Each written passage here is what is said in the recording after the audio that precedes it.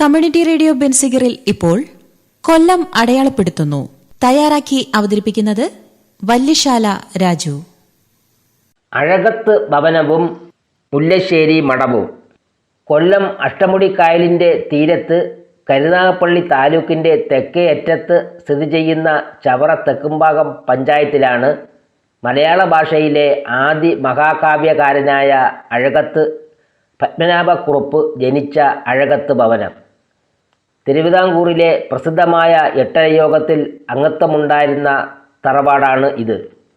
ശ്രീ പത്മനാഭ സ്വാമി ക്ഷേത്ര ഭരണസമിതിയിൽ പ്രവേശനവും സ്വീകരണം എന്ന സ്ഥാനപ്പേരും അഴകത്തുകാർക്ക് അവകാശപ്പെട്ടതാണ്.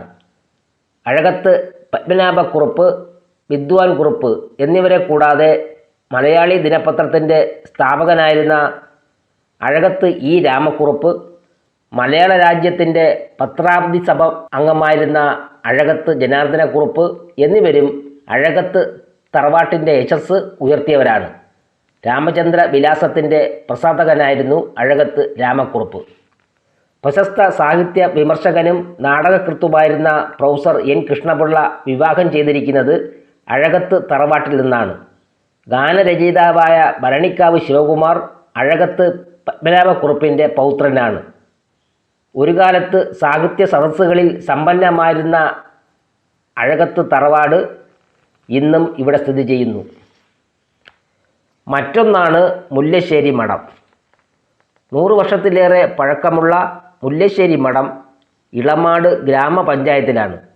കവിയൂർ നെയ്തല്ലൂർ ഇല്ലത്തിലെ വാസുദേവർക്ക് തായ്വഴിയായി ലഭിച്ചതാണ് ഈ മഠമെന്ന് കരുതുന്നു. തടപ്പള്ളിക്കോണം ശ്രീ ദുർഗാക്ഷേത്രവുമായി മുല്ലശ്ശേരി മഠത്തിൻ്റെ ചരിത്രത്തിൽ ബന്ധമുണ്ട്. നാലുകെട്ടും അകത്തളവും കൊത്തുപണികളും കൊണ്ട് പഴമയുടെ പെരുമ പേറുന്ന മഠത്തിന് മുന്നിലായി പഴക്കമേറിയ ഒരു കുളവും അരയാലും പേരാലും ഉണ്ട്. അന്തരിച്ച വാസുദേവകാരണവരുടെ ഭാര്യ ഉമാദേവി അന്തർജനവും മക്കളുമാണ് ഇപ്പോൾ ഇവിടെ താമസം. കൊട്ടാരക്കര ആയൂർ റൂട്ടിൽ പാറംകോട് ജംഗ്ഷനിൽ നിന്ന് 1/2 കിലോമീറ്റർ അകലെയാണ് മുല്ലശ്ശേരി മഠം സ്ഥിതി ചെയ്യുന്നത്. മറ്റൊന്നാണ് കുളക്കട നമ്പി മഠം. ഐതിഹ്യവും ചരിത്രവും കെട്ടുപിണഞ്ഞ് കിടക്കുന്ന മനോഹര സൗധമാണ് കൊല്ലം കുളക്കട താമരശ്ശേരി നമ്പി മഠം. നൂറ്റാണ്ടുകൾക്ക് മുമ്പാണ് നമ്പി മഠത്തിൻ്റെ നിർമ്മാണമെന്ന് കരുതപ്പെടുന്നു.